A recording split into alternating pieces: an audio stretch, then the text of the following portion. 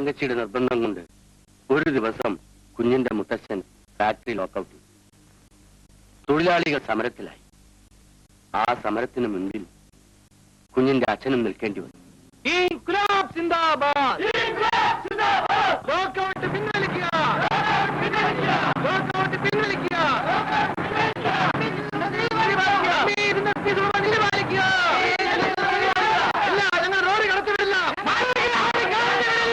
നിങ്ങൾ ബഹളമുണ്ടാക്കാതെ പിരിഞ്ഞു പോകണം. പോകാൻ സാധ്യമല്ല. നിങ്ങൾ പിരിഞ്ഞു പോകുന്നതാണ് നല്ലത്. അല്ലെങ്കിൽ എനിക്ക് പോലീസിനെ വിളിക്കേണ്ടി വരും. നിങ്ങൾ ആരെ വിളിച്ചോണ്ട് വന്നാലും ശരി, ഞങ്ങൾ പിരിഞ്ഞു പോവില്ല. ഈ ഫാക്ടറി തുറന്ന് പ്രവർത്തിക്കാമെന്ന് ഉറപ്പ് നൽകാതെ ഈ ഫാക്ടറിയിൽ നിന്ന് എന്തെങ്കിലും സാധനങ്ങൾ പുറത്തേക്ക് കൊണ്ടുപോകാനോ അകത്തേക്ക് കൊണ്ടുവരുവാനോ ഞങ്ങൾ സമ്മതിക്കില്ല. ഇത് അവസാനത്തെ തീരുമാനമാണോ? അതെ.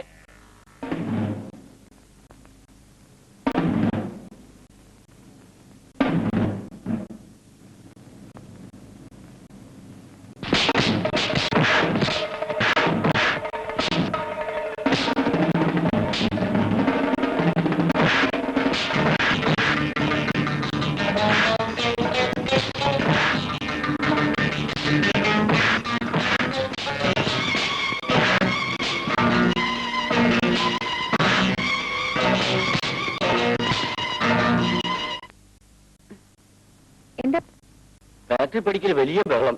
മുന്നിൽ നമ്മളെ കൊച്ചങ്ങനാണ്. ലോറി പുറത്തേക്ക് വിടാത്തത് കൊണ്ട് തൊഴിലാളികൾ തമ്മിൽ അടി നടക്കുന്നു. എന്ത് ചെയ്യണമെന്ന് വല്യങ്ങനോട് ചോദിക്കാൻ മാനേജർ പറഞ്ഞയച്ചു. ഞാൻ ചേട്ടനോട് ചോദിച്ചിട്ട് വരാം.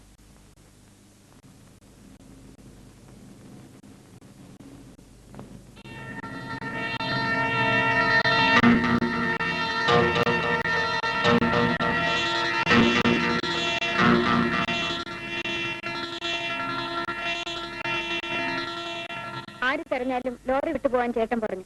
അയ്യോ കൊച്ചമ്മേ, വല്യങ്ങന്റെ മകൻ കൊച്ചങ്ങൻ ആ മുന്നില്.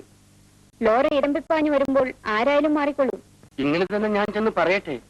അങ്ങനെ പറയാനാണ് ഏട്ടൻ പറഞ്ഞത്.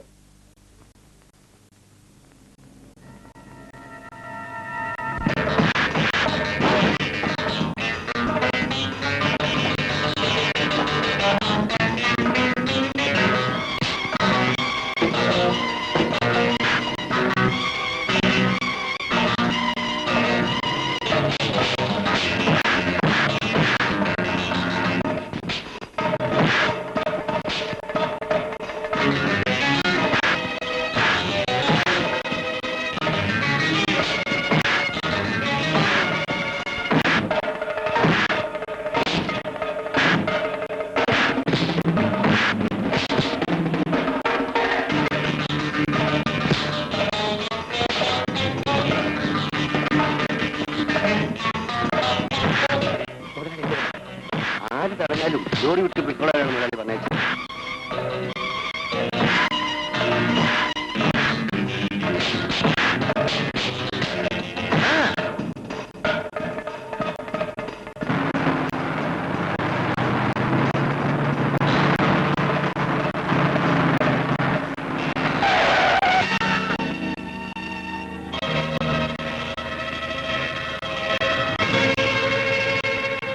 കുഞ്ഞിന്റെ അച്ഛന്റെ മരണത്തിന് ശേഷം കുഞ്ഞിനെയും കുഞ്ഞിന്റെ അമ്മയെയും വീട്ടിൽ കൊണ്ടുവന്ന് താമസിപ്പിക്കാൻ മുത്തച്ഛൻ തീരുമാനിച്ചു. ഏതായാലും എനിക്കവൻ നഷ്ടപ്പെട്ടു.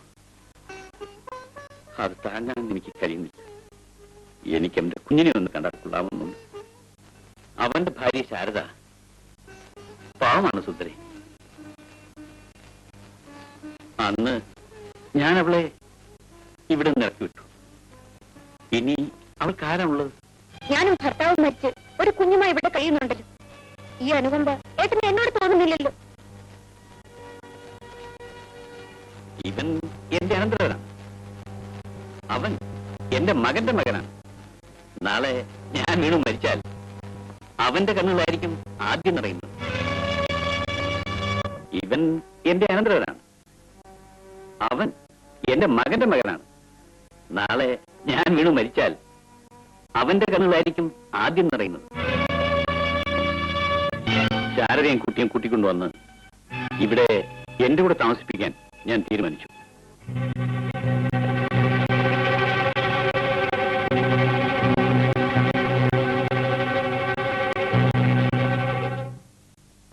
പിറ്റേന്ന് രാവിലെ ഞാൻ കാപ്പിയും കൊണ്ട് രാജശേഖരൻ തമ്പി അങ്ങുന്നിന്റെ മുറിയിലേക്ക് കയറി ചെന്നപ്പോൾ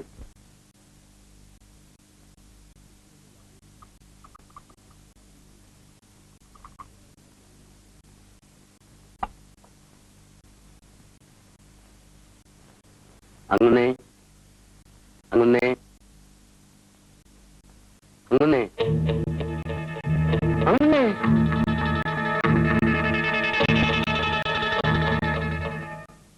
മാങ്കുളത്ത് വലിയ വീട്ടിൽ രാജശേഖരൻ തമ്പി എഴുതി വെച്ച മരണപത്രം. രാജശേഖരൻ തമ്പീസ് ഇൻഡസ്ട്രീസും എന്റെ പേരിലുള്ള മറ്റ് സ്ഥാവര ജംഗമ വസ്തുക്കളും ഇന്നു മുതൽ എന്റെ മകൻ ശങ്കരൻ നാരായണൻ തമ്പിയുടെ മകൻ സുകുമാരൻ തമ്പിക്ക് അവകാശപ്പെട്ടതാണ്. മേൽപ്പടി സുകുമാരൻ തമ്പിക്ക് 21 വയസ്സാകുന്നത് വരെ ഈ സ്വത്തുക്കളുടെ കൈകാര്യകർത്തൃത്വം എന്റെ മകന്റെ ഭാര്യയും മേൽപ്പടി സുകുമാരൻ തമ്പിയുടെ മാതാവുമായ ശാരദയിൽ നിക്ഷിപ്തമാണ്.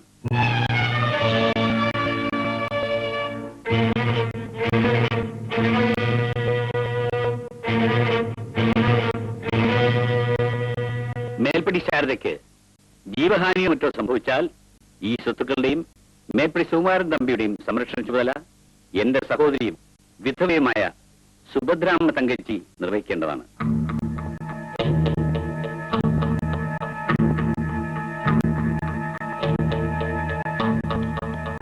എന്റെ ചെറുമകൻ മേൽപ്പടി സുകുമാരൻ തമ്പിക്ക് അകാല മരണം സംഭവിച്ചാൽ ഈ സ്വത്തുക്കളെല്ലാം അനാഥ കുട്ടികളെ സംരക്ഷിക്കുന്ന ട്രസ്റ്റിന് ചെന്ന് ചേരേണ്ടതാണ്.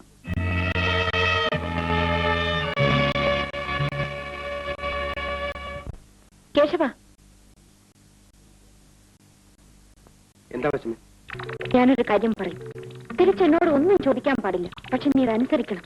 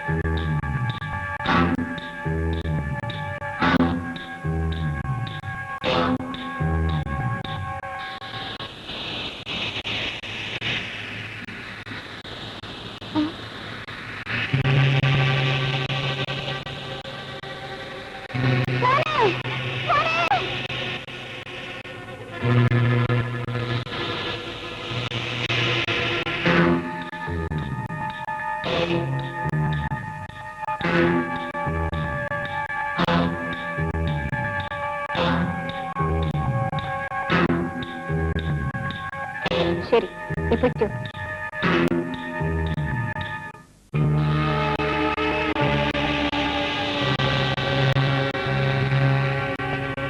പിന്നെ ഒരു വലിയ ചതിയാണ് കുഞ്ഞെ ആ സ്ത്രീ ചെയ്തത്.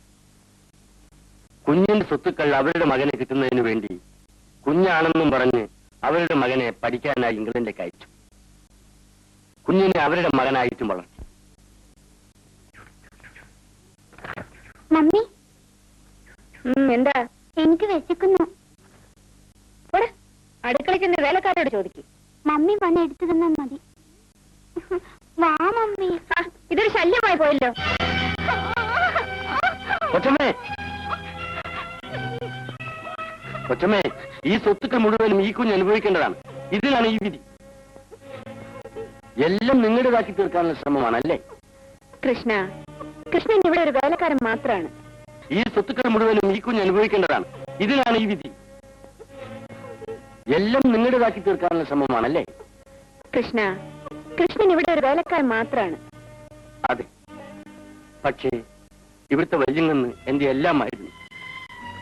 ഇതെല്ലാം കണ്ടും കേട്ടും കൊണ്ട് എനിക്കിവിടെ ജീവിക്കാനാവില്ല. എനിക്കെന്റെ മനസ്സിൽ നിന്ന് ഈ ഭാരം ഒന്ന് ഇറക്കി വെക്കണം. ആരോടെങ്കിലും ഇതൊന്ന് പറഞ്ഞു തീർക്കണം. കൃഷ്ണ,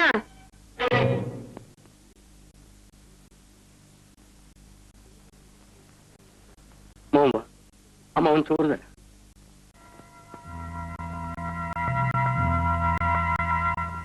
അവർ ചെയ്യുന്നതെല്ലാം കണ്ടുകൊണ്ട് ഏറെ നാൾ അവിടെ നിൽക്കാൻ എന്റെ മനസ്സനുവദിച്ചില്ല. ഞാൻ എതിർത്തു. എന്നെയും കൊല്ലാൻ അവർ ശ്രമിച്ചു. ഭാഗ്യത്തിന് ഞാൻ അവിടുന്ന് രക്ഷപ്പെട്ടു. ഇപ്പോഴും ഞാൻ മരിച്ചെന്നാണ് അവർ കരുതിയിരിക്കുന്നത്. വിധി എന്നെ ഇവിടെ കൊണ്ടെത്തിച്ചു.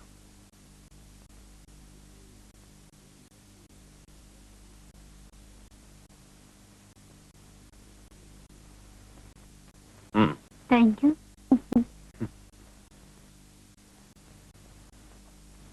സ്വപ്നെ, ഞാൻ വലിയൊരു പ്ലാൻ ആസൂത്രണം ചെയ്യുകയാണ്. വല്ല പ്രയോജനമുള്ള പ്ലാനാണ് ചേട്ടാ. നീ ഒന്ന് മനസ്സ് വെച്ചാൽ നമ്മുടെ സുഭദ്രാമ തങ്കച്ചിയുടെ സ്വത്തെല്ലാം കൈക്കലാക്കാൻ കഴിയും. റിയലി? യെസ്. ആ സ്വത്തിന്റെ യഥാർത്ഥ അവകാശി മിസ്റ്റർ സുകുമാരൻ തമ്പി ഇംഗ്ലണ്ടിൽ നിന്നും വരികയാണ്. അയാളുടെ മുൻപിൽ നീ നൃത്തം ചെയ്യണം. നിന്റെ മാതകത്വം നിറഞ്ഞ ചലനങ്ങൾ കൊണ്ട് അയാളെ മയക്കണം. അതെങ്ങനെയാ? ഞാൻ രവി ഇവിടെ നാട്ടിൽ ഓടിച്ചതല്ലേ? അത് സാരമില്ല സ്വപ്നെ, അവരിപ്പോ ജയിലിലല്ലേ. കൂടാതെ സുഭദ്രാമ തങ്കച്ചി എനിക്ക് നല്ല പരിചയമുണ്ട്. ഞാനിപ്പോ ഫോൺ ചെയ്യാം.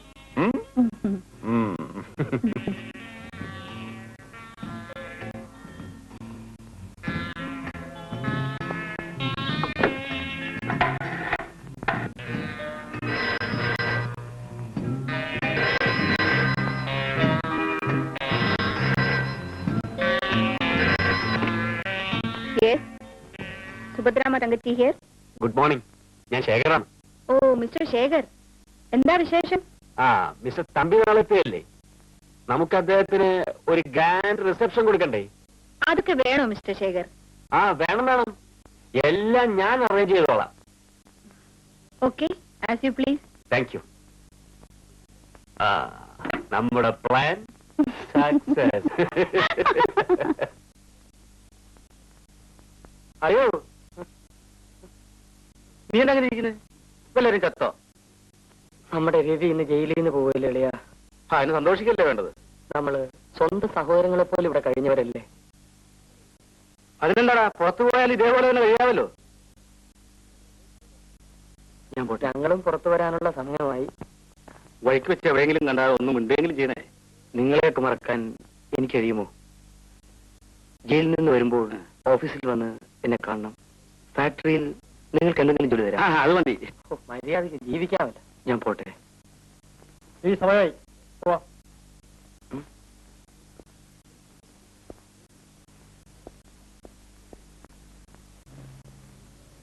ഞാൻ പോകുന്നു ചേട്ടാ. ശരി, കുഞ്ഞു പോ. കുഞ്ഞിന്റെ അച്ഛന് വന്ന വിധി കുഞ്ഞിനുണ്ടാവാതെ സൂക്ഷിക്കണം. ആ സ്ത്രീ ഭയങ്കരിയാണ്.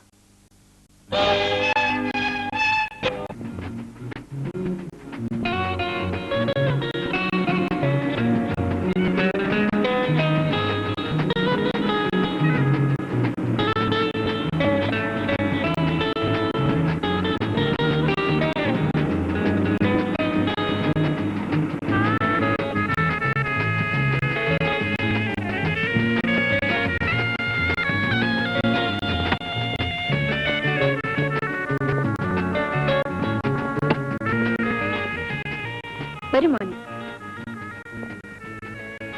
He is Mr. Sheikh, Hello, Maharaja I'm Sheikh. Clubന്റെ president. And also your well-wisher. Thank you. അത് നമ്മുടെ മാനേജർ.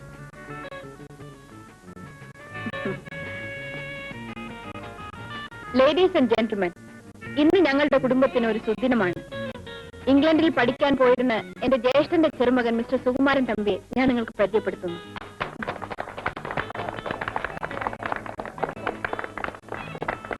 ഇന്ന് വരെ തമ്പീസ് ഇൻഡസ്ട്രീസിന്റെയും എല്ലാ സ്വത്തുക്കളുടെയും ചുമതല എനിക്കായിരുന്നു. ഞാനത് മിസ്റ്റർ സുകുമാരൻ തമ്പിയെ മടക്കി ഏൽപ്പിക്കുന്നു. ഈ സുദിനം നമുക്ക് ആഘോഷിക്കാം. വരൂ.